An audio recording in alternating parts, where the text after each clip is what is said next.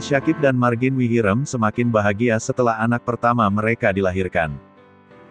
Margin Wihirem melahirkan anak pertamanya, Senin tanggal 1 November tahun 2021, pukul 13 waktu Indonesia Barat. Menurut Ali Syakib, Margin Wihirem melahirkan lewat proses persalinan caesar di Rumah Sakit Pondok Indah, RSPI, Jakarta Selatan.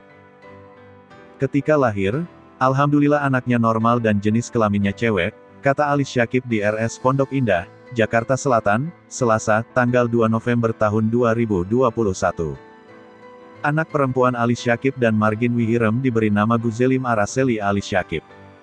Ali Syakib terus menemani Margin Wihirem saat melahirkan anak perempuan. Terharu, sedih dan bahagia. Apalagi pas anaknya keluar dan menangis, ucap Ali Syakib yang masih belum percaya kini memiliki anak. Adik Nabila Syakib itu merasa seperti bermimpi ketika anaknya dilahirkan.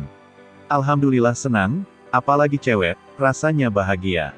Sekarang harus bisa menjadi orang yang lebih baik lagi, ujar Ali Syakib.